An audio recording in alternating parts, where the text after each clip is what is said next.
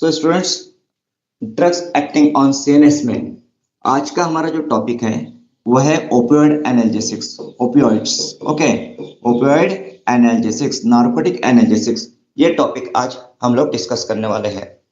तो इस टॉपिक से रिलेटेड जो एमसीक्यूज है, जो कि पीवाईक्यू है, प्रीवियस ईयर क्वेश्चंस है, जो कभी ना कभी एग्जाम्स में आए हुए हैं, तो ऐसे कुछ एमसीक्यूज हम लोग अभी डिस्कस कर लेते हैं। मतलब इससे आपको अंदाजा आ जाएगा कि इस टॉपिक पे, ओपियोइड एनाल्जेसिक्स पे, नार्कोटिक एनाल्जेसिक्स पे किस तरह के क्वेश्चंस आते हैं। तो उन क्वेश्चंस के कुछ सैंपल्स यहाँ पे हम लोग डिस्कस करने वाले हैं। सो चलिए पहले क्वेश्चन से शुरू करते हैं। So now question 1, which one of the following is not adverse effects of codeine? Option A, constipation. Option B, drowsiness. Option C, lightheadedness. And option D, diarrhea. So what do you think? क्या लगता है आपको, क्या correct answer है इसका? Codeine, option D, yes correct, yes yes Darshan, आपने सही answer दिया है। So diarrhoea, diarrhoea is not the adverse effect of codeine, that is the correct answer. Actually codeine is the treatment of diarrhoea, diarrhoea का treatment है codeine, adverse effect नहीं है। Codeine की वजह से कॉन्स्टिपेशन होता है, codeine causes constipation, so codeine is the treatment of diarrhoea, it is not the adverse effect of diarrhea, sorry, it is not the adverse effect of codeine. Okay, diarrhea is not the adverse effect of codeine.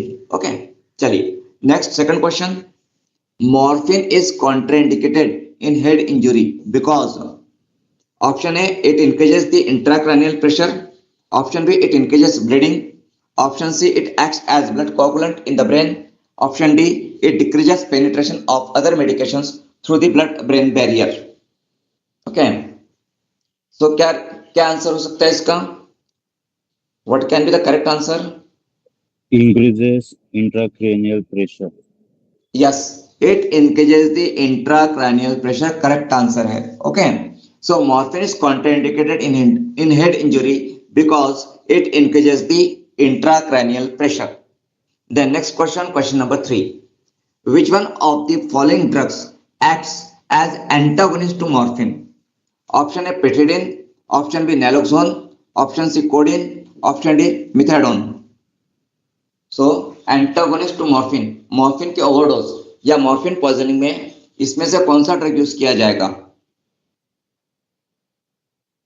Yes, कौन सा हो सकता है? Naloxone. No, it is naloxone. Okay, naloxone. So naloxone is the antagonist to morphine. ये morphine का full antagonist है naloxone. So morphine के overdosing की में okay, naloxone is used. Okay, so यहाँ पे कुछ sample MCQs हम लोगों ने डिस्कस किए हैं। ये जो ओपियोइड एनाल्जेसिक्स पे किस तरह के MCQs आ सकते हैं, तो उसका एक अंदाजा हम लोगों ने लिया है। Okay, so now let's begin the topic opioid analgesics.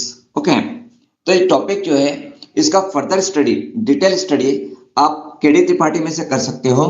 KD Tripathi act addition जो है उसमें चैप्टर नंबर 34 है, chapter number 34 opioid analgesics and antagonist. तो आपने केडी त्रिपाठी से भी ये डिटेल पढ़ लेना चाहिए। ओके, तो चलिए शुरू करते हैं। तो फर्स्ट की पॉइंट क्या है यहाँ पे? तो पहला की पॉइंट है opioid analgesics are a group of natural, synthetic and semi-synthetic substances which relieve severe acute or chronic pain by acting on mu, kappa and delta opioid receptors in the CNS. Their action is reversed by naloxone. So, what are opioid analgesics? क्या है opioid analgesics?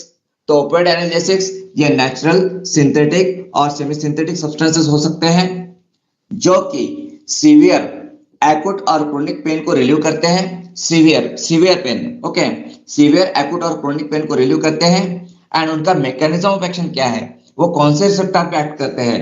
तो opioid analgesic जो है वो mu, kappa and delta receptor पे act करते हैं। Which receptor? Mu, kappa and delta receptor. So opioid receptors कौन से हैं? तो opioid receptors are mu, kappa and delta receptors. तो ओपियोइड ड्रग जो है या जो नार्कोटिक ड्रग्स है वो drugs throughout body mu, kappa and delta receptor पे एक्ट करते हैं, बट जब वो सीएनएस में CNS मतलब brain and spinal cord, okay. तो जब वो CNS में mu kappa and delta receptor pack करते हैं तो हमें एनाल्जेसिक इफेक्ट मिलता है। नाउ ये जो ओपियोइड एनाल्जेसिक्स है इसका एंटागोनिस्ट है naloxone. Naloxone is an antagonist of the opioid analgesics, इसीलिए कहा गया है their action is reverse by naloxone, okay. तो यहाँ पे ये देखिए व्हाट आर ओपियोइड एनाल्जेसिक्स, तो एक बार मैं दोबारा रीड कर लेता हूँ। Opioid analgesics are a group of natural, synthetic and semi-synthetic substances which relieve acute or chronic pain by acting on mu, kappa and delta receptors. Okay, these are the opioid receptors in the CNS. Their action is reversed by naloxone. Okay. Second key point, opioid receptors are G protein coupled receptor, GCPR से याद रखना है आपको। Okay, हम लोगों ने अभी तक कितने रिसेप्टर्स स्टडी किए हैं? तो हम लोगों ने muscarinic receptors, nicotinic receptors, alpha receptors, beta receptors, right. Then serotonin के रिसेप्टर्स मतलब 5-HT receptors, 5-HT receptors, then melatonin receptors, melatonin, right. Then angiotensin receptors, angiotensin receptor blockers हम लोगों ने स्टडी किया है ना, तो एंजियोटेंसिन रिसेप्टर्स। तो इस तरह के काफी जो रिसेप्टर्स है ये रिसेप्टर्स हम लोगों ने स्टडी किए हैं। तो ये जो भी रिसेप्टर्स होते हैं ये कौन से टाइप के होते हैं, जैसा जी प्रोटीन कपल रिसेप्टर्स है या फिर आपका आयन चैनल रिसेप्टर्स है, ओके। तो वो रिसेप्टर का टाइप कौन सा है, जी प्रोटीन है या आयन चैनल है, या फिर वो सरफेस रिसेप्टर है या फिर न्यूक्लियर रिसेप्टर्स है, सरफेस और न्यूक्लियर, ओके। ये आपको पता होना चाहिए। जनरली ये जो रिसेप्टर्स होते हैं इन पे क्वेश्चन आता है। उसी तरह से जब हम लोगों ने अल्फा एंड बीटा रिसेप्टर्स देखा था या मस्कैरिनिक एंड निकोटिन रिसेप्टर्स को हमने डिस्कस किया, उस समय हमने ये देखा था कि इनका लोकेशन क्या है, what is the location, okay. Muscarinic receptor का लोकेशन, निकोटिनिक रिसेप्टर का लोकेशन, अल्फा रिसेप्टर अल्फा 1 का लोकेशन, अल्फा 2 का receptor location, beta 1, beta 2, beta 3 का लोकेशन। तो ये सभी रिसेप्टर्स का लोकेशन भी हम लोगों ने स्टडी किया है। एंड ये जो रिसेप्टर्स होते हैं इनका स्टिमुलेशन यदि होता है तो किस तरह का इफेक्ट मिलता है, जब ये रिसेप्टर एक्टिवेट हो जाते हैं या स्टिमुलेट हो जाते हैं तो किस तरह का इफेक्ट मिलता है, वो भी हम लोगों ने डिस्कस किया है इन डिटेल। तो यहाँ पे ध्यान रखिए फार्माकोलॉजी में जितने भी रिसेप्टर्स आपको आते हैं, जितने भी रिसेप्टर्स फार्माकोलॉजी में आते हैं, उन रिसेप्टर्स का आपको क्या क्या पता होना चाहिए उन रिसेप्टर्स के बारे में। तो उन रिसेप्टर्स के बारे में आपको ये पता होना चाहिए कि वो जी प्रोटीन कपल रिसेप्टर्स है, वो GI प्रोटीन कपल रिसेप्टर्स है या GQ प्रोटीन कपल रिसेप्टर्स है, ओके, या आयन गेटेड मतलब आयन चैनल रिसेप्टर्स है, okay, ligand gated ion channel, ligand gated ion channel, वो कौन से टाइप के रिसेप्टर्स है। देन ये रिसेप्टर्स का लोकेशन क्या है, location of the receptors, and then वो इन रिसेप्टर्स का एक्टिवेशन करने के बाद में क्या इफेक्ट्स मिलेगा, ये सब डिटेल्स आपको पता होना चाहिए। इस पे एमसीक्यूज आते हैं and not only MCQs but आपका जो फार्माकोलॉजी का कंसेप्ट है, फार्माकोलॉजी के कंसेप्ट्स, फार्माकोलॉजी में मैकेनिज्म्स ऑफ एक्शन, फार्माकोलॉजी में एगोनिस्ट एंटागोनिस्ट का action, drug drug interaction and classification of drugs, ये सभी बातों के लिए रिसेप्टर्स का आपको डेप्थ में नॉलेज होना जरूरी है। यदि आपने रिसेप्टर्स को अच्छी तरीके से समझ लिया तो फार्माकोलॉजी आपके लिए काफी आसान हो जाता है, ओके। तो चलिए, so opioid receptors are G protein coupled receptors. Continued use of opioids can lead to physical and psychological dependence that we know, right? ये जो है opioid receptors, sorry, opioid drugs जो है नार्कोटिक ड्रग्स, तो narcotic drugs की use की वजह से फिजिकल एंड साइकोलॉजिकल डिपेंडेंस होता है, that is a well known fact, ये वेल नोन फैक्ट है, okay. Now classification of opioid analgesics, तो opioid analgesics के क्लासिफिकेशन में opioid analgesics can be broadly classified as, तो इसमें पहला जो क्लासिफिकेशन है उसमें है opiates and opioids, opiates and opioids. So opiates so these are naturally occurring alkaloids derived from opium, the dried latex of the opium poppy, Papaver somniferum, it should be Papaver somniferum, इसका example है morphine और codeine, okay. So opiate means these are the naturally occurring, natural, opiates are natural alkaloids, opiates are natural alkaloids derived from opium, opium the dried latex of the opium poppy pharmacognosy में आपने पढ़ा होगा, right. Then opioids आते हैं, opioid. Opioids are synthetic semi synthetic, okay, synthetic semi synthetic और endogenous substances. Endogenous, endogenous का मतलब क्या होगा? तो एंडोजीनियस का मतलब होता है विद इन आवर बॉडी, हमारे बॉडी के अंदर में, that is endogenous, okay. So these are synthetic, semi synthetic और endogenous substances with morphine like pharmacological effects, morphine like pharmacological effects। तो morphine like pharmacological effects कब मिलेगा? जब ये ड्रग्स भी जो mu kappa and delta receptor पे act करेंगे, ओके। मतलब जो कोई भी ड्रग वो सिंथेटिक हो, सेमी सिंथेटिक हो, एंडोजीनियस सब्सटेंस हो, वो यदि mu kappa and delta receptor पे एक्ट कर रहा है, मतलब ही वो मॉर्फिन लाइक एक्टिविटी दे रहा है, मॉर्फिन लाइक फार्माकोलॉजिकल इफेक्ट दे रहा है, तो दैट ड्रग इज ओपियोइड। तो ओपिएट एंड ओपियोइड, इसका जो डिफरेंस है वो समझ के लीजिए। तो ओपियोइड्स के एग्जांपल्स में diacetyl morphine, that is heroin. अब ये हेरोइन या डाइएसिटाइल मॉर्फिन है, ये सिंथेटिक ड्रग है, सॉरी सेमी सिंथेटिक है, this is semi synthetic. Then methadone है, फेंटानिल है, etcetera, okay. So these are the opioids. So ये फर्स्ट क्लासिफिकेशन है ओपियोइड्स का, opiate and opioids, okay। Now next classification, opioid analgesics classification according to origin। तो इसमें पहला endogenous opioids, endogenous means these opioids are produced by the body itself, okay। endogenous opioids are produced by the body itself। इसमें example है beta endorphin, enkephalin and dynorphin, okay. What are the examples of endogenous opioids? Endogenous opioids के examples क्या हैं? तो endogenous opioids के examples है beta endorphin, enkephalin and dynorphin, okay. Then exogenous opioids, exogenous, okay. तो exogenous में natural opium alkaloids, that is opiate, जिसका example है morphine and codeine. Then semi synthetic opiates, semi synthetic opiates का example है diacetyl morphine, that is heroin, then pholcodine, then ethyl morphine, buprenorphine and oxycodone, okay। These are the semi-synthetic opiates। And then synthetic opiates, synthetic, okay।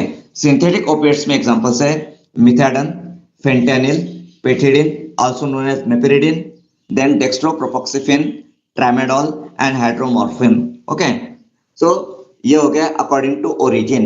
So classification of opioids according to origin।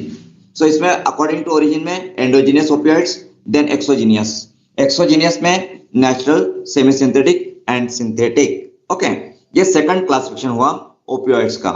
Now third classification opioids, तीसरा classification. So opioids classification according to effect on opioid receptors, effect on opioid receptors. So opioid receptors कौन से हैं?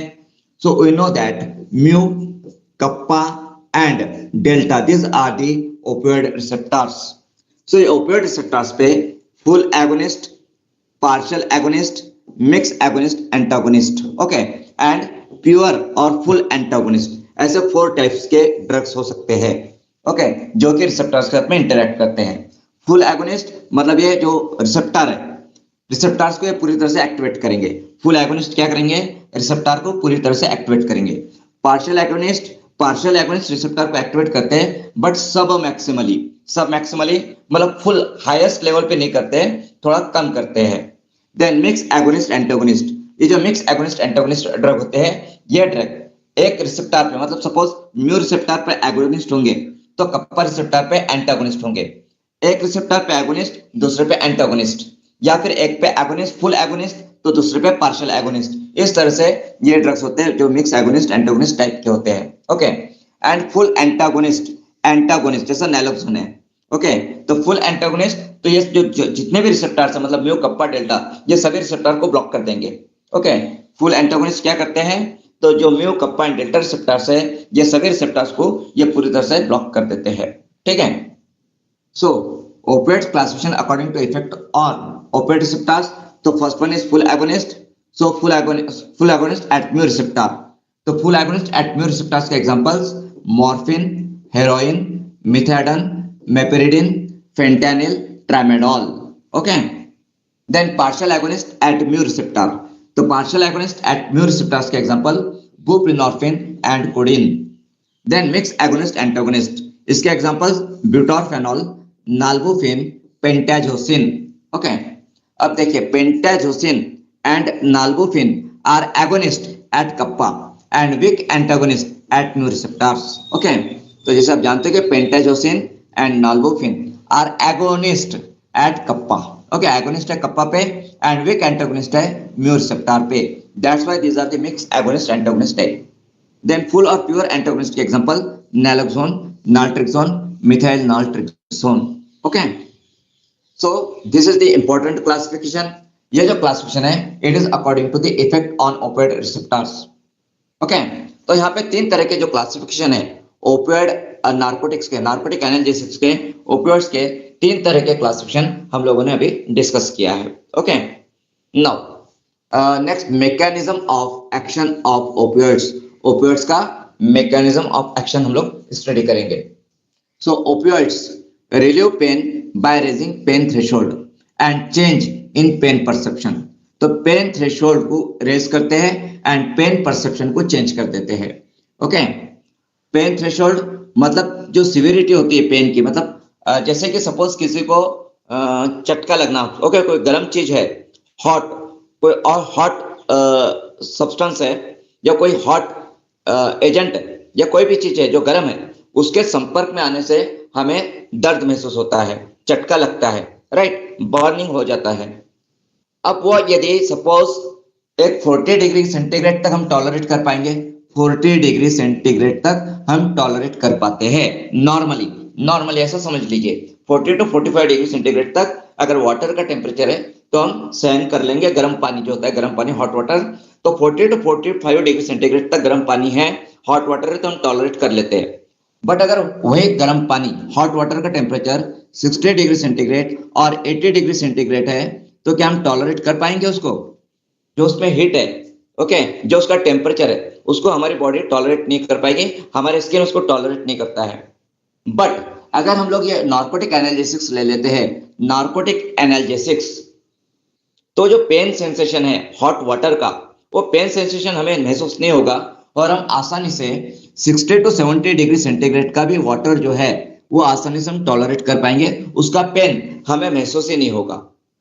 उसका जो effect होना है body पे वो होगा, टिश्यूज डैमेज होना है, टिश्यूज डैमेज होंगे, बट हमें पेन महसूस नहीं होगा। मतलब यहाँ पे जो हमारा पेन थ्रेशोल्ड है वो बढ़ चुका है।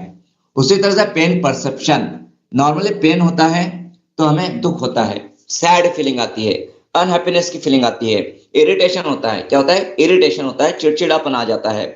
बट यहाँ पे अगर हम नार्कोटिक एनाल्जेसिक लेते हैं, मॉर्फिन लेते हैं और पेन होता भी है तो भी हमारे मूड में चेंज नहीं होता है, हमें चिड़चिड़ापन नहीं आता है। ओके, तो यहाँ पे पेन परसेप्शन चेंज हो जाता है।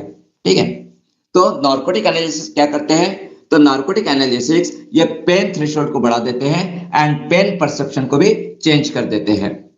Then second key point about mechanism of action, the opioids produce their effects by binding to opioid receptors, these are mu, delta and kappa receptors and nociceptin orphanin receptors और फेनिन नोसिसेप्टिन। तो ये कुछ receptors है जिनके साथ में opioid drugs narcotic analgesic bind होते हैं एंड एनाल्जेसिक इफेक्ट प्रोड्यूस करते हैं। Okay, then most of the opioid analgesics are agonist at mu receptors. Okay, this is important statement. ये इंपॉर्टेंट स्टेटमेंट है कि most of the opioid analgesics are agonist at mu receptors. Similarly the opioid antagonist naloxone and naltrexone have a high selectivity for mu receptors. Okay, so this is about the mechanism of action of opioids. तो mechanism of action में key points क्या है, important क्या है?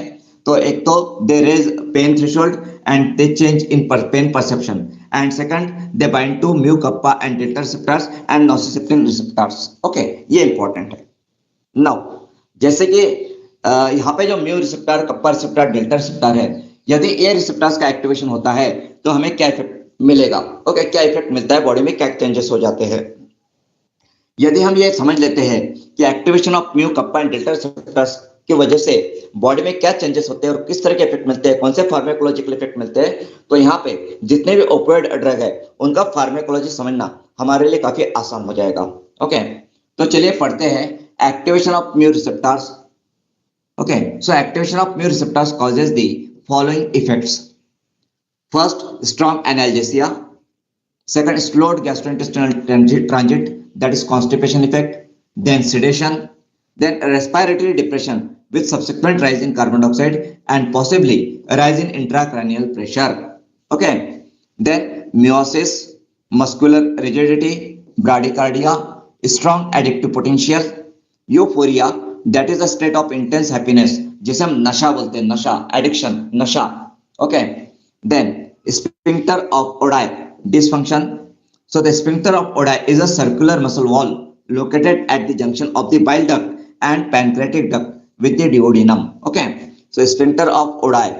Sphincter of Oddi कहाँ पे होता है? तो that is the at the junction of bile duct and pancreatic duct. यहाँ पे होता है. Okay. So sphincter of Oddi. The sphincter of Oddi is circular muscular wall located at the junction of the bile duct and pancreatic duct with the duodenum. Okay. So activation of mu receptors के क्या effects होते हैं body पे, मैं एक बार फिर से revise करता हूँ, रिपीट करता हूँ. तो एक्टिवेशन ऑफ म्यू रिसेप्टर्स के इफेक्ट होते हैं strong analgesia, slowed gastrointestinal transit मतलब constipation, sedation, respiratory depression with subsequent rise in carbon dioxide and possibly raises intracranial pressure, miosis, muscular rigidity, bradycardia, strong addictive potential, euphoria that is नशा, sphincter of Oddi dysfunction. Okay, मतलब यदि कोई भी drug है, कोई भी agent, वो यदि म्यू रिसेप्टर को एक्टिवेट करेगा, तो हमें ये सभी इफेक्ट मिलते हैं. ये सब जो इफेक्ट्स है, ये सभी इफेक्ट्स हमें मिलेंगे म्यू रिसेप्टर के एक्टिवेशन की वजह से. अब इसमें से अगर हमें सिर्फ strong analgesia, okay, analgesic effect चाहिए, हमें ओनली एनाल्जेसिक इफेक्ट चाहिए, तो एनाल्जेसिक इफेक्ट हमारा डिजायरेबल इफेक्ट हो गया. Analgesic effect is a desirable effect. And इसके अलावा बाकी जो भी इफेक्ट्स हमें मिल रहे हैं, all of them are side effects. बाकी के जितने भी इफेक्ट्स हैं वो सभी क्या है, साइड इफेक्ट्स है. मतलब जो यहाँ पे ओपियोइड एनाल्जेसिक्स होते हैं, नार्कोटिक एनाल्जेसिक्स होते हैं, उसमें से जो एनाल्जेसिया का इफेक्ट है वो डिजायरेबल इफेक्ट है, एंड बाकी जो भी इफेक्ट्स है वो सब साइड इफेक्ट्स है. Okay, now next, activation of kappa receptors. अब कप्पा रिसेप्टर यदि एक्टिवेट होता है तो उसकी वजह से बॉडी में क्या चेंजेस होते हैं, बॉडी पे क्या इफेक्ट मिलते हैं, फार्माकोलॉजिकल इफेक्ट्स क्या मिलते हैं. सो एक्टिवेशन ऑफ के kappa receptors causes the following effects: analgesia, sedation, slowed gastrointestinal transit, constipation, dysphoria, that is a deep sense of distress, restlessness or dissatisfaction. Okay, and then strong addictive potential. अब यहाँ पे आपको ध्यान रखना है, आपको ये कंपैरिजन करना है कि एनाल्जेसिया दोनों जगह पे है, mu receptor and kappa receptor में भी है, सेडेशन भी है कप्पा रिसेप्टर म्यू रिसेप्टर्स में, कॉन्स्टिपेशन भी दोनों जगह पे है. अब यहाँ पे डिस्फोरिया आ गया है, क्या है, डिस्फोरिया, एंड यहाँ पे क्या है, यूफोरिया. देखिए डिफरेंस को समझ लीजिए, म्यू रिसेप्टर का एक्टिवेशन होता है तो यूफोरिया होता है, नशा होता है, एंड कप्पा रिसेप्टर का एक्टिवेशन होता है तो डिस्फोरिया होता है, यूफोरिया के अपोजिट डिस्फोरिया होता है. Euphoria a state of intense happiness, that is euphoria, and dysphoria क्या, तो deep sense of distress, restlessness और डिससैटिस्फैक्शन, मतलब हैप्पीनेस के अपोजिट. मतलब म्यू रिसेप्टर जब एक्टिवेट होगा तो म्यू रिसेप्टर यूफोरिया इफेक्ट देगा, एंड कप्पा रिसेप्टर यदि एक्टिवेट होता है तो कप्पा रिसेप्टर डिस्फोरिया इफेक्ट देता है. एंड स्ट्रॉन्ग एडिक्टिव पोटेंशियल, तो एडिक्टिव पोटेंशियल दोनों का भी है. Okay, strong addictive potential mu receptor का भी है and strong addictive potential kappa receptor का भी है. Okay, now delta receptors. अब यदि डेल्टा रिसेप्टर्स एक्टिवेट हो जाते हैं तो उसके क्या इफेक्ट्स हमें मिलने वाले हैं. सो डेल्टा रिसेप्टर्स, तो यहाँ पे analgesia, respiratory depression, then tolerance, right, narcotic drugs जो है उसको टॉलरेंस डेवलप होता है. Then proconvulsant, these are the proconvulsant. Okay, these are CNS depressant drugs. ये सीएनएस डिप्रेसेंट एक्टिविटी है ये ड्रग्स की, राइट, सीएनएस डिप्रेसेंट एक्टिविटी है ये जो नार्कोटिक ड्रग्स है इनकी. बट सीएनएस डिप्रेसेंट एक्टिविटी होने के बावजूद भी these are the proconvulsant, ये प्रो कन्वर्जेंट है, मतलब इनकी वजह से सीजर आ सकता है, सीजर वर्स्ट हो सकता है, सीजर्स, राइट, वर्स्ट हो सकता है. So this drugs are contraindicated in convulsions और एपिलेप्सी. कन्वर्जेंस या एपिलेप्सी में ये जो ड्रग्स है ये कॉन्ट्राइंडिकेटेड है, ध्यान रखिए. Okay, then strong addictive potential. तो जो डेल्टा रिसेप्टर है ये भी एडिक्टिव पोटेंशियल रखता है। Okay, so now here if analgesia is our targeted effect, then all other effects are side effects or sometimes adverse effects. Okay, clear? तो यहाँ पे हम लोगों ने जो स्टडी किया है, तो ये क्या देखा हम लोगों ने, तो जो भी ओपियोइड रिसेप्टर्स है, mu kappa and delta receptors, तो mu kappa and delta receptors के एक्टिवेशन पे बॉडी में क्या चेंजेस होंगे, बॉडी पे क्या इफेक्ट मिलते हैं, फार्माकोलॉजिकल इफेक्ट्स क्या मिलते हैं, ये हमने समझ लिया है।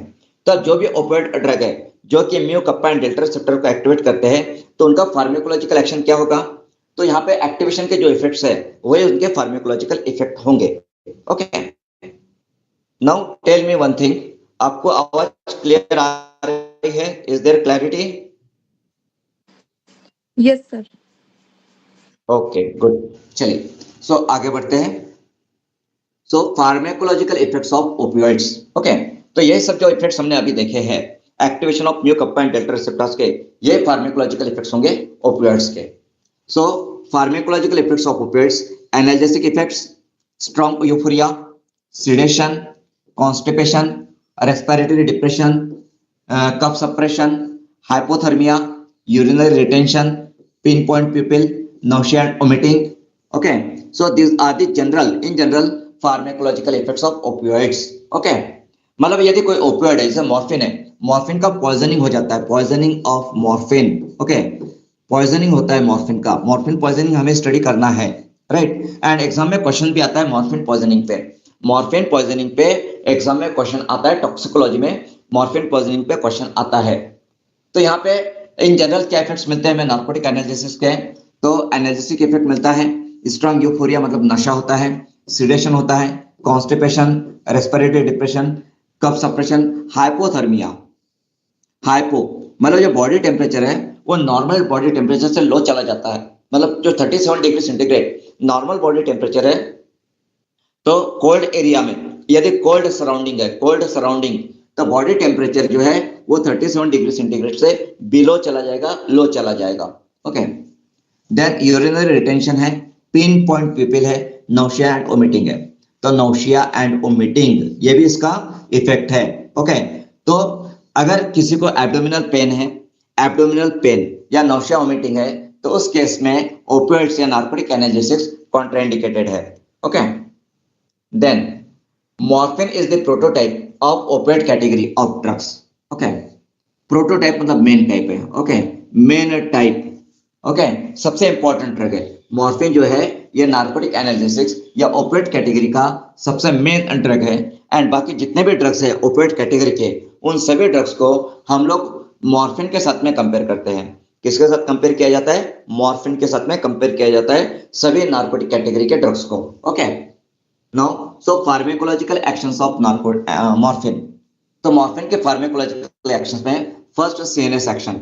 तो सीएनएस पे मॉर्फिन की दो तरह की एक्शन होती है, एक डिप्रेसेंट एक्शन होती है, डिप्रेसेंट सीएनएस डिप्रेसेंट एक्शन है, एंड सेकंड जो एक्शन होती है इसकी यहाँ पे, so that is the stimulant action, stimulant. Okay, तो मॉर्फिन जो है, मॉर्फिन या depressant as well as stimulant दोनों भी एक्शन प्रोड्यूस करता है। ओके, सो पहले हम सीएनएस डिप्रेसेंट एक्शन देख लेते हैं मॉर्फिन का। सीएनएस डिप्रेसेंट, तो सीएनएस डिप्रेसेंट एक्शंस में analgesia. So as far as analgesic effect is concern, morphine, pethidine, methadone do not have a ceiling dose, that is degree of analgesia increases with increase in their dose. Okay, मतलब क्या बोला है यहाँ पे, morphine, pethidine, methadone do not have a ceiling dose. Ceiling dose मतलब एक maximum effect नहीं है उसका, अब जितना डोज बढ़ाओगे उतना एनाल्जेसिक इफेक्ट बढ़ेगा, जितना डोज बढ़ाओगे उतना एनाल्जेसिक इफेक्ट बढ़ेगा। अगर हम पैरासिटामोल की बात करें, पैरासिटामोल भी एनाल्जेसिक है। Okay, paracetamol is an analgesic. या फिर एस्पिरिन की बात करते हैं, तो aspirin is also an analgesic. तो अगर हम पैरासिटामोल और एस्पिरिन का डोज बढ़ाते हैं तो उसका जो एनाल्जेसिक इफेक्ट है वो बढ़ते जाएगा क्या? कुछ एक लिमिट है उसके एनाल्जेसिक इफेक्ट के लिए। पैरासिटामोल जो है या एस्पिरिन जो है, इनका जो मैक्सिमम एनाल्जेसिक इफेक्ट है उसके लिए एक लिमिट है। जब आप पैरासिटामोल या एस्पिरिन का डोज बढ़ाते हो तो एनाल्जेसिक इफेक्ट एक लेवल तक बढ़ जाता है, उसके बाद में नहीं बढ़ता, उसके बाद में उसका एनाल्जेसिक इफेक्ट नहीं बढ़ता है।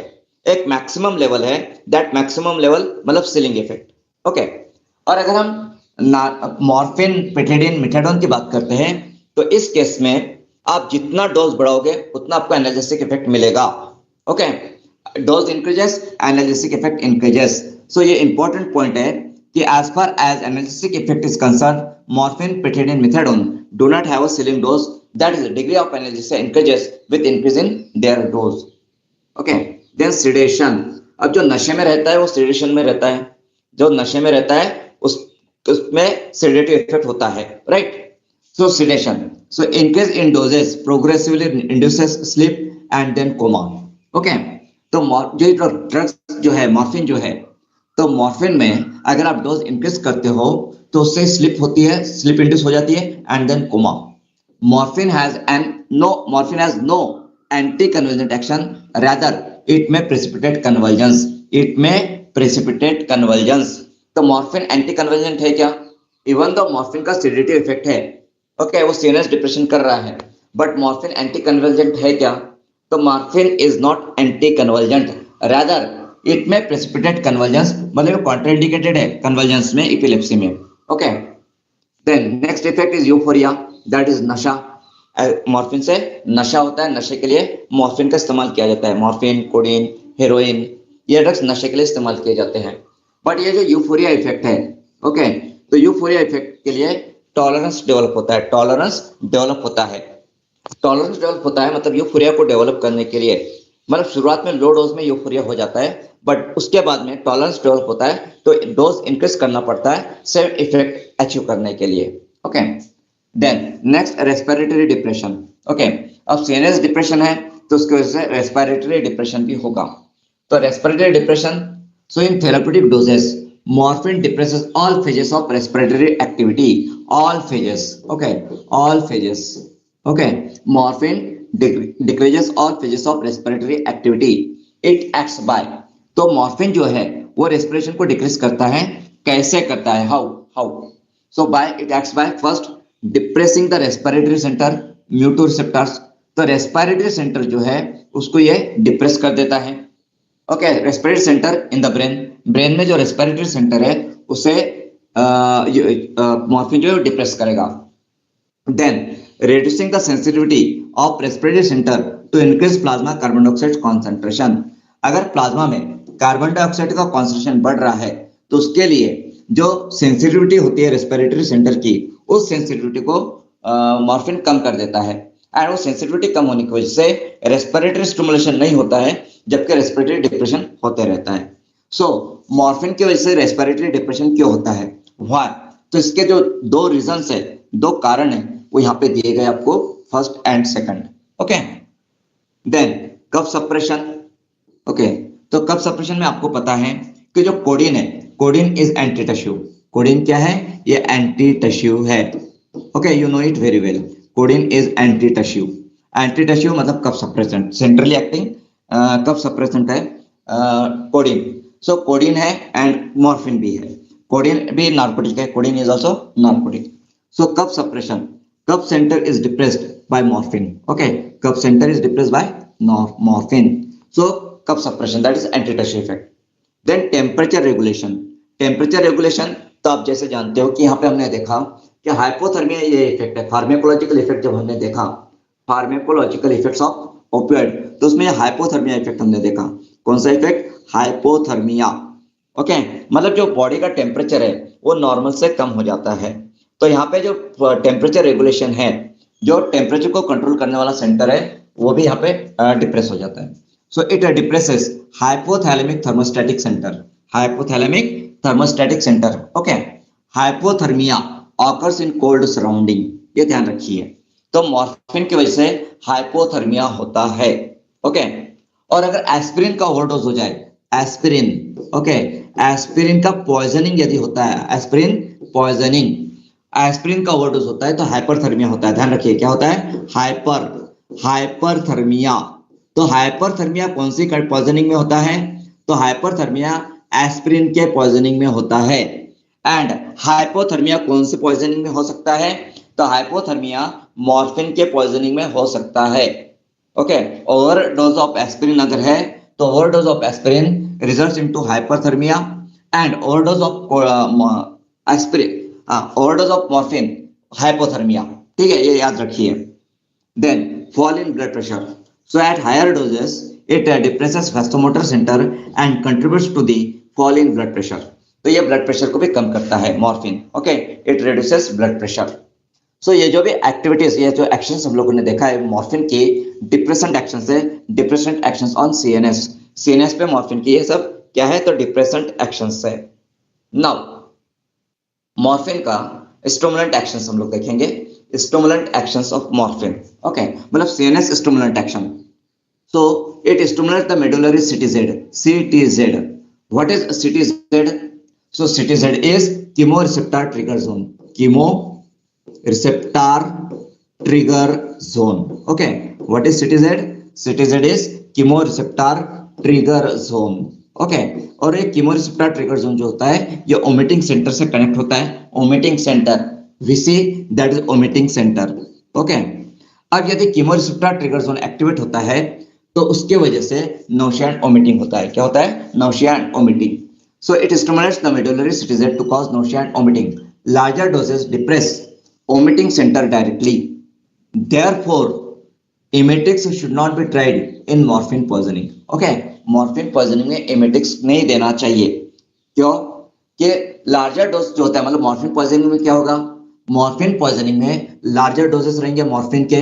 ओके, लार्ज अमाउंट में मॉर्फिन जाता है पॉइजनिंग के केस में। एंड अगर लार्ज डोज में मॉर्फिन है, लार्जर क्वांटिटी में मॉर्फिन है, तो ओमिटिंग सेंटर को डिप्रेस करता है। और ओमिटिंग सेंटर यदि डिप्रेस हो जाता है तो उससे ओमिटिंग नहीं होगा। नॉर्मल डोज में ये स्टिमुलेट करता है सीटीजेड को, जिससे नौशिया एंड ओमिटिंग होता है, बट लार्जर डोज में डिप्रेस कर देता है ओमिटिंग सेंटर को। तो इसीलिए अगर हम लोग मॉर्फिन पॉइजनिंग के केस में एमेटिक्स देते भी है तो एमेटिक्स का इफेक्ट हमें नहीं मिलेगा, क्योंकि ओमिटिंग सेंटर जो है वो डिप्रेस हो चुका है। Then second effect on systemic administration. Okay, systemic administration it produces meiosis, मतलब contraction of the pupil और constriction of the pupil. Okay, कब सिस्टमिक एडमिनिस्ट्रेशन करते हैं तो, अगर टॉपिकल एडमिनिस्ट्रेशन करते हैं, टॉपिकल मतलब मॉर्फिन आई ड्रॉप के फॉर्म में एडमिनिस्टर करते हैं, आई ड्रॉप के फॉर्म में अगर हम एडमिनिस्टर करते हैं मॉर्फिन तो फिर ये इफेक्ट नहीं मिलता है। No miosis occurs on topical application of the to the eye. Tolerance does not develop to this action. Okay, तो मॉर्फिन का ये जो मियोटिक इफेक्ट है, मियोटिक इफेक्ट के लिए टॉलरेंस डेवलप नहीं होता है। ओके, मतलब जितना मॉर्फिन का डोज बढ़ेगा उतना ही कॉन्स्ट्रिक्शन ऑफ द पीपल बढ़ेगा, उतना ही पीपल का कॉन्स्ट्रिक्शन होते जाएगा। बट मॉर्फिन का जो यूफोरिया इफेक्ट है, यूफोरिया, ओके, तो मॉर्फिन के यूफोरिया इफेक्ट को टॉलरेंस डेवलप होता है। मॉर्फिन के यूफोरिया इफेक्ट को टॉलरेंस डेवलप होता है। और जो मियोटिक इफेक्ट है मॉर्फिन का, मियोटिक एंड कॉन्स्टिपेशन पे जो इफेक्ट है उसको भी टॉलरेंस डेवलप नहीं होता है। Okay, then next it stimulates the medullary vagal center in the brain producing bradycardia. Bradycardia क्यों? तो ये वैगल सेंटर को स्टिमुलेट करता है, मेडुलरी वैगल सेंटर। और अगर वैगल सेंटर जब भी एक्टिवेट होता है तब ब्राडीकार्डिया होता है। वैगल सेंटर जब भी एक्टिवेट होता है तब पैरासिम्पैथेटिक नर्वस सिस्टम एक्टिवेट होती है, and parasympathetic nervous system activate होती है तो हार्ट रेट कम हो जाता है, ब्राडीकार्डिया होता है। Okay, so it stimulates the medullary vagal center in the brain producing bradycardia as the usual response. ठीक है, then therapeutic doses of morphine may produce a significant increase in the cerebrospinal fluid pressure, that is intracranial pressure. तो therapeutic dose में morphine जो है वो intracranial pressure को increase करता है। It increases intracranial pressure in therapeutic dose. इसीलिए head injury के केस में मॉर्फिन जो है that is contraindicated. So morphine is contraindicated in head injury. Why? Because therapeutic doses of morphine may produce a significant increase in the cerebrospinal fluid, that is they can increase the intracranial pressure. Okay, तो यहाँ तक हम लोगों ने morphine के जो pharmacological actions देखा है, तो उसमें क्या देखा है, तो ये सब CNS action, central nervous system के एक्शंस। सेंट्रल नर्वस सिस्टम पे पहले हमने डिप्रेसेंट एक्शंस देखी, एंड उसके बाद में हम लोगों ने stimulation action, okay, stimulant action, CNS stimulant, मतलब मॉर्फिन जो है वो सीएनएस को डिप्रेस भी करता है और सीएनएस को स्टिमुलेट भी करता है। Now peripheral actions of aspirin, peripheral मतलब अदर देन सीएनएस, तो इसमें जीआईटी एक्शन है, तो it decreases peristalsis and causes constipation. Then neuroendocrine actions, neuroendocrine, endocrine hormone related, hormones पे इसका क्या इफेक्ट होता है, तो न्यूरोएंडोक्राइन एक्शंस में FSH, LH, ACTH, sex hormone and cortisol levels are lowered, while prolactin and GH levels are raise. ध्यान दीजिए, ध्यान रखिए कि मॉर्फिन की वजह से किसकी लेवल कम होती है और किसकी लेवल बढ़ती है, मतलब कौन से हार्मोन्स की लेवल्स कम हो जाती है एंड कौन से हार्मोन्स की लेवल बढ़ जाती है। तो यहाँ पे FSH that is follicle stimulating hormone, LH that is luteinizing hormone, ACTH that is adrenocorticotropic hormone, then sex hormone estrogen, progesterone, testosterone and cortisol steroidal hormones levels are lowered, okay, while prolactin and growth hormone levels are raised, okay. It causes a release of ADH that is antidiuretic hormone, ADH क्या है, antidiuretic है, it causes release of ADH and reduces urine volume और urine volume को कम करता है। So this is the neuroendocrine actions of morphine, okay। देखिए, यदि आपको ड्रग इंस्पेक्टर के लिए प्रिपरेशन कर रहे हो या सीआरई एएमसी आरआरबी के लिए आप प्रिपरेशन कर रहे हो, तो आपको इतना डेप्थ में जाकर के जो इंपॉर्टेंट ड्रग्स है जैसे एस्पिरिन है, पैरासिटामोल है, मॉर्फिन है, ये ड्रग्स को डेप्थ में जाकर के आपको पढ़ना होगा, ये सब पॉइंट्स आपको याद रखना होगा, okay. Then next, it causes urinary retention, then it causes an increase in the tone of the bronchi and bronchioles, tone of the bronchi and bronchioles मतलब ये ब्रोंकोस्पाज्म प्रोड्यूस करेगा, ब्रोंकोस्पाज्म या ब्रोंको कॉन्स्ट्रिक्शन प्रोड्यूस करता है, okay, bronchi पे।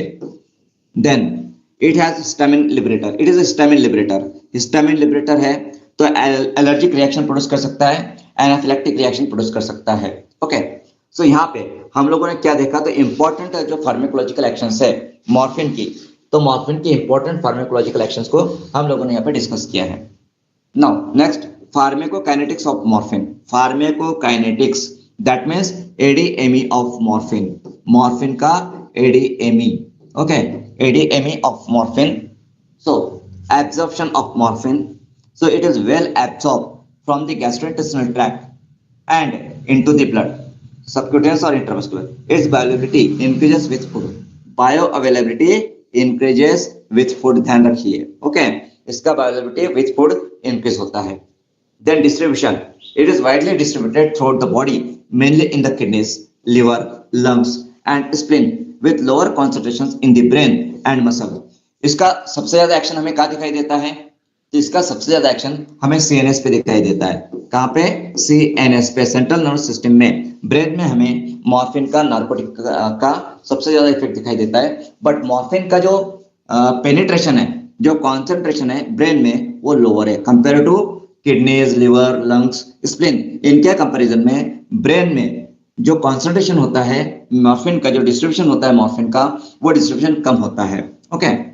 Then metabolism, morphine का metabolism कैसे होता है, so it is metabolised in the liver and gut via glucuronidation, कौन से प्रोसेस से, ग्लूक्यूरोनाइडेशन, फेज 2 रिएक्शन है मेटाबॉलिज्म के, so liver and gut via glucuronidation to produce morphine 3 glucuronide and morphine 6 glucuronide, okay, morphine 3 glucuronide and morphine 6 glucuronide, these are the metabolite of morphine. It undergoes extensive first pass metabolism, okay, first pass metabolism भी आपको पता है, तो morphine का first pass metabolism ज्यादा होता है। then excretion, it is majorly excreted via urine, कहाँ से excretion होता है इसका mainly, तो urine से excretion होता है, okay। then adverse or side effects of morphine, तो मॉर्फिन के साइड इफेक्ट्स, एडवर्स इफेक्ट्स क्या है, सो अभी जहां हम लोगों ने activation of mu kappa delta receptors देखा था, तो वहां पे जो भी इफेक्ट्स हमें मिलते हैं, तो उन इफेक्ट्स में एक एनाल्जेसिक इफेक्ट छोड़ दिया जाए, एनाल्जेसिक इफेक्ट छोड़ दिया जाए, तो बाकी सभी क्या है, बाकी सभी साइड इफेक्ट्स है, एडवर्स इफेक्ट्स है। एडवर्स इफेक्ट में कॉन्स्टिपेशन है या नौशिया वोमिटिंग है, इस तरह से। सो एडवर्स और साइड इफेक्ट्स ऑफ मॉर्फिन, तो euphoria, respiratory depression, hypotension, pinpoint pupils और miosis, confusion, light headedness, dizziness, drowsiness, sedation, constipation, nausea, vomiting, urinary retention, fatigue, sweating, increased intracranial pressure, tolerance, dependence, addiction and anaphylactoid reaction. ये सभी adverse और side effects है morphine के। अगर आपने जो हमने activation of mu kappa delta receptor देखा, देन जो फार्माकोलॉजिकल एक्शंस ऑफ मॉर्फिन देखा, वो अगर आपको ठीक से समझ में आ गई होगी, वो यदि आपको याद है तो आपको ये जो एडवर्स एंड साइड इफेक्ट्स है मॉर्फिन के, ये बहुत आसानी से याद हो जाएंगे। एंड मॉर्फिन पे जो मॉर्फिन पॉइजनिंग है, तो नॉर्मली मॉर्फिन पॉइजनिंग पे क्वेश्चन आता है, नॉर्मली क्वेश्चन आता है मॉर्फिन पॉइजनिंग पे। तो यदि आपको ये एडवर्स इफेक्ट समझ में आ गए हो मॉर्फिन के, और मॉर्फिन का जो एंटागोनिस्ट है नैलोक्सोन, नाल्ट्रेक्सोन, ये आपको एंटागोनिस्ट पता है, तो आपको आप एक्यूट मॉर्फिन पॉइजनिंग के जो ट्रीटमेंट है या उस पर यदि कोई क्वेश्चन आ जाता है तो क्वेश्चन आप सॉल्व कर पाओगे। तो देखिए acute morphine poisoning. So acute morphine poisoning may be accidental, suicidal or seen in drug addicts. Okay, drug addicts में overdose हो सकता है। Administration of 50 milligram of morphine. How much? 50 milligram. 50 milligram of morphine through intramuscular route to a non-tolerant adult produces serious toxicity. About 250 milligram of morphine is essential. Estimated to be the lethal dose for humans. कितना? 250 milligram is estimated to be the lethal dose for humans. Okay. Now symptoms of acute morphine poisoning. तो acute morphine poisoning के symptoms में euphoria, respiratory depression, pinpoint pupils, मतलब जो हमने side effects adverse effects देखे वो सभी यहाँ पे हमें दिखाई देंगे। So then constipation, cyanosis, reduced body temperature मतलब hypothermia, decrease urinary output, fall in blood pressure, mental clouding मतलब confusion, nausea, vomiting, headache, fatigue, drowsiness, increase intracranial pressure, shock and coma. Convulsions मतलब seizures may occur in few. Death is due to respiratory depression और shock and pulmonary edema. Okay, so these are the symptoms of acute morphine poisoning. ठीक है। Now treatment of acute morphine poisoning. तो acute morphine poisoning का treatment, so treatment consists of first respiratory support and maintenance of blood pressure. Okay, तो mainly death का reason क्या है यहाँ पे? Respiratory depression. तो यहाँ पे रेस्पिरेटरी स्टिमुलेशन करना पड़ेगा, रेस्पिरेशन को कंट्रोल करना पड़ेगा। सेकंड रीजन क्या हो सकता है? शॉक। और शॉक में जनरली क्या होता है? शॉक में जनरली हाइपोटेंशन होता है, जनरली हाइपोटेंशन होता है शॉक में। ओके, तो यहाँ पे हाइपोटेंशन को भी कंट्रोल करना पड़ेगा, यहाँ पे ब्लड प्रेशर को मेंटेन करना पड़ेगा। तो सबसे पहली स्टेप क्या रहेगी? तो रेस्पिरेटरी सपोर्ट मतलब वेंटिलेशन की जरूरत पड़ सकती है, वेंटिलेशन की, and maintenance of blood pressure.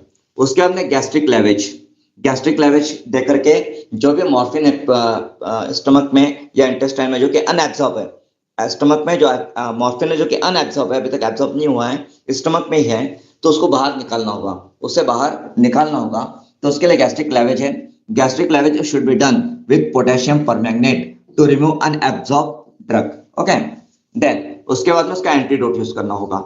Antidote क्या है मॉर्फिन का? That is naloxone. उसका कितना डोज है? तो 0.4 to 0.8 मिलीग्राम आईवी। अभी जो एंटीडोट्स होते हैं पॉइजनिंग के केस में एंटीडोट, तो नॉर्मली एंटीडोट का डोज आपको पता होना चाहिए। एंटीडोट के डोज पे भी क्वेश्चंस पूछा जाता है। ओके, तो यहाँ पे antidote naloxone 0.4 to 0.8 milligram IV repeated every 2 to 3 minute till respiration picks up. Okay, maximum 10 milligram dose आप दे सकते हो। Then administration of IV fluid saline solution, normal saline. Okay, normal saline solution या dextrose जो भी है वो आपको यहाँ पे पेशेंट को देना होगा। ओके, तो यहाँ पे this is the treatment of acute morphine poisoning. तो हम लोगों ने मॉर्फिन पॉइजनिंग को कवर किया है, एंड मॉर्फिन पॉइजनिंग पे क्वेश्चन के चांसेस है। मॉर्फिन पॉइजनिंग जो है दैट इज आईएमपी, ये आईएमपी है। Okay, acute morphine poisoning is IMP, इस पे नॉर्मली क्वेश्चंस होते हैं। ठीक है, चलिए नाउ नेक्स्ट पार्ट पे हम चलते हैं। तो यहाँ पे कुछ क्वेश्चंस है, कुछ की पॉइंट्स है, एंड जिसके की रीजंस या लॉजिक हमें पता होना चाहिए। ओके, तो पहला है use of morphine in head injury and increase intraocular pressure. Okay, तो हेड इंजरी में मॉर्फिन ये कॉन्ट्राइंडिकेटेड है। क्यों कॉन्ट्राइंडिकेटेड है? क्योंकि मॉर्फिन की वजह से इंट्रा क्रैनियल प्रेशर जो इंट्राक्रैनियल प्रेशर मॉर्फिन की वजह से बढ़ जाता है, इसीलिए use of morphine head injury is contraindicated. So morphine is contraindicated in head injury and it should be avoided in increased intracranial pressure. Okay. Then next, use of morphine in abdominal pain, gastrointestinal obstruction and pancreatic or biliary tract disease. तो जो condition है abdominal pen, gastrointestinal obstruction, pancreatic और biliary tract disease, इन conditions में जब तक proper diagnosis नहीं हो जाता है, proper diagnosis, okay, proper diagnosis मतलब जो एब्डोमिनल पेन है उसका कारण प्रॉपरली पता नहीं चल जाता है, एब्डोमिनल पेन का प्रॉपर कारण पता नहीं चल जाता है, गैस्ट्रोइंटेस्टिनल ऑब्स्ट्रक्शन किस वजह से ये पता नहीं चल जाता है, तब तक मॉर्फिन को यूज करना ये कॉन्ट्राइंडिकेशन है. ओके, तो morphine should be avoided in patients with abdominal pain before diagnosis is made and in gastrointestinal obstruction, especially paralytic ileus. Okay. Now, then a morphine addict is given methadone substitution therapy. अगर morphine addiction है, morphine addiction, कोई person यदि morphine का नशा करता है and उसे de addiction करना है, डी एडिक्शन नशा छुड़वाना है मॉर्फिन का, तो उसमें उसे कौन सी ट्रीटमेंट दी जाती है, क्या थेरेपी दी जाती है, क्या ट्रीटमेंट दिया जाता है? तो मॉर्फिन एडिक्शन के केस में मिथाडोन सब्स्टिट्यूशन थेरेपी दी जाती है. ओके, मतलब मॉर्फिन को डी एडिक्ट करना है, डी एडिक्शन करना है, मॉर्फिन का नशा छुड़ाना है, तो वहां पे मिथाडोन सब्स्टिट्यूशन थेरेपी दी जाएगी. So in morphine addiction treatment methadone is used as a substitution therapy because first, methadone is a synthetic compound having analgesic action equal to that of morphine, having analgesic action equal to that of morphine. Second, it produces less euphoria, मतलब कम नशा produce करता है, and drowsiness than morphine. Third, it is slower in onset and longer in duration of action. Fourth, it suppresses the withdrawal syndrome in patients who are being withdrawn from morphine. Okay, withdrawal symptoms जो होते हैं morphine withdraw करने के बाद में जो withdrawal symptoms होते हैं उनको भी ये कम करता है. Then it is effective orally and lacks hypnosis and addiction liability. इससे addiction नहीं होता है, मिथाडोन से addiction नहीं होता है, it lacks addiction liability. Okay, तो इन रीजंस की वजह से ये जो 5 रीजंस हम लोगों ने यहाँ पे स्टडी किए हैं, ये 5 रीजंस की वजह से methadone is used to treat morphine addiction. Okay, then next, morphine is strictly contraindicated in children, old people and pregnant women. Why? क्यों? Because first, in children it may decrease the rate and depth of respiration because the metabolic systems in children are not properly developed to metabolize the drug. Second, in old people it causes respiratory depression, bronchospasm and asthma. Third, in pregnant women, it may cross the placental barrier and depress the fetal respiration. It can depress the fetal respiration. Okay, then next, petidine is frequently employed as an obstetric analgesic. Obstetric analgesics generally labor pain को कम करने के लिए, labor pain delivery के समय labour pain को कम करने के लिए frequently petidine is used as obstetric analgesic. Okay, पहले मॉर्फिन यूज किया जाता था, उसके बाद में पेटिडिन यूज किया जाने लगा. अभी लेटेस्ट में और भी अलग नए ड्रग्स आ चुके हैं. अभी पेटिडिन का भी यूज कम हो चुका है, बट हमें ये एग्जाम में आता है ये question, pethidine is frequently employed as an obstetric analgesic, तो इसका रीजन समझ के लेंगे. Okay, so pethidine is frequently employed as an obstetric analgesic because first it has a short duration of action which allows a better control on the plasma level of drug. This reduces the risk of respiratory depression in the newborn. Respiratory depression in the newborn. अगर labour pain में delivery के समय labour pain को कम करने के लिए यदि आप मॉर्फिन का इस्तेमाल करते हैं तो मॉर्फिन ये न्यूबॉर्न में रेस्पिरेटरी डिप्रेशन प्रोड्यूस कर सकता है. बट ये जो पेटिडिन है उसका ये जो चांसेस है कम चांसेस है, मतलब this reduces the risk of respiratory depression in the newborn. Then it causes relatively less respiratory depression in the newborn than does an equal analgesic dose of morphine. And third, it lacks inhibitory action on uterine muscles. It lacks inhibitory action on uterine muscles. तो इन कारणों की वजह से जो पेटिडिन है, it is frequently employed as an obstetric analgesic. Okay. Then अभी यहाँ पे जो एनालिसिस ओपियोइड एनालिसिस है तो उनके dose indications and Contra indication दिए हैं, important indications and Contra indications इस टेबल में मैंने दिए हैं। इस टेबल पे भी आपको क्वेश्चंस आते हैं। जैसे ओपियोइड एनालिसिस में first one is morphine. Morphine की indications, route of admission and dose for adult. तो pain management analgesic dose 10 to 50 milligram oral, 10 to 15 milligram IM or subcutaneous, 2 to 6 milligram IV, 2 to 3 milligram epidural or intrathecal, 10 to 20 milligram 4 hourly rectal. Dosage is individualized based on the severity of pain, patient response and prior analgesic experience. Then इसके contraindications क्या है morphine के? Head injury, respiratory depression, acute hepatic disease, acute और severe bronchial asthma, GI obstruction, constipation, circulatory shock, children, geriatric patients, pregnancy, concomitant use during or within 14 days of monoamino oxidase therapy. Okay. Then next drug है fentanyl. Fentanyl mostly general anesthetic use होता है and analgesic भी use होता है. So pain management analgesic dose buccal as lozenge. So 200 microgram to 1.6 milligram per dose, as tablet 100 microgram, as film 200 microgram, as a sublingual tablet 100 microgram, nasal spray 50 or 100 microgram, IV 50 microgram to 350 microgram, depending upon patient's condition and response. Transdermal patch 12 to 100 microgram per hour. Contraindications: significant respiratory depression, acute or severe bronchial asthma, gastrointestinal obstruction. Okay. Then buprenorphine, उसके बाद में बुटारफेनॉल है, उसके बाद में nalbuphine है. Okay. Then tramadol, then pentazocine, codeine, meperidine, methadone. ये सभी ड्रग्स के मैंने यहाँ पे आपको डोजेस एंड इंडिकेशंस, कॉन्ट्राइंडिकेशंस दिए हैं, वो आप ये टेबल में से स्टडी कर लीजिए, पढ़ लीजिए. ये नोट्स आपको अभी मिलने वाली है, राइट. एंड हमारा जो बुक है essential review for drug inspector exam, essential pharmacy review for drug inspector exam, उस बुक में भी ये सब कुछ डिटेल्स दिए हैं. ओके. एंड एमसीक्यू भी दिया है एंड इसकी टेस्ट अभी आज मैं अपलोड कर दूंगा. नाउ यहाँ पे लास्ट पॉइंट है इस टॉपिक का, तो opioid receptor antagonist. So opioid antagonist drugs bind competitively to the opioid receptors with higher affinity than agonist. They displace opioids from the receptors and may therefore be used as antidotes in acute opioid poisoning. Examples of opioid antagonists are naloxone, naltrexone, nalmefene, methyl naltrexone, naloxegol, alvimopin, and naldemidine.